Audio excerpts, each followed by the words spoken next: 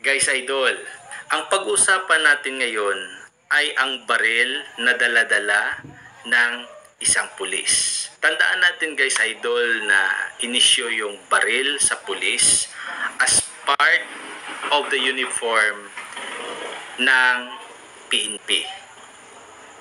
Tandaan natin guys Idol na ang Philippine National Police ay isang premier law enforcement agency ng ating bansa. Kaya karapat-dapat na mayroon itong issued firearm kasi one of the duty ng PNP is law enforcement, protections of lives and property. At the same time, maintain peace and order and public safety. Guys Idol, tandaan po natin na kahit warning shot, according po sa ating revised Philippine National Police Operational Procedure or Philippine National Police Manual dated 2021, ang isang warning shot ay hindi po pinapayagan ng batas. Yan po ay bawal. That is prohibited. But hindi ibig sabihin po na hindi na pwedeng gamitin ng pulis ang kanyang baril. Pwedeng gamitin ng pulis ang kanyang baril sa tamang panahon at tamang pagkakataon. Ang tanong, kailan?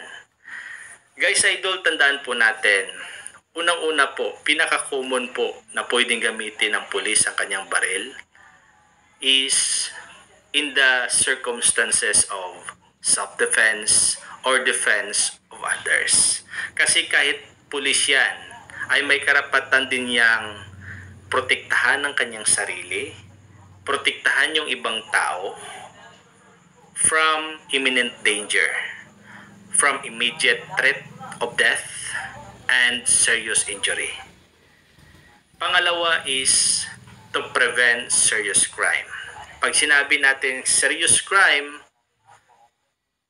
mayroon tinatawag na possessed danger to life and to prevent dangerous person who are resisting from the authority ng ating kapulisan at ma-prevent yung kanyang pag-escape sa ating batas.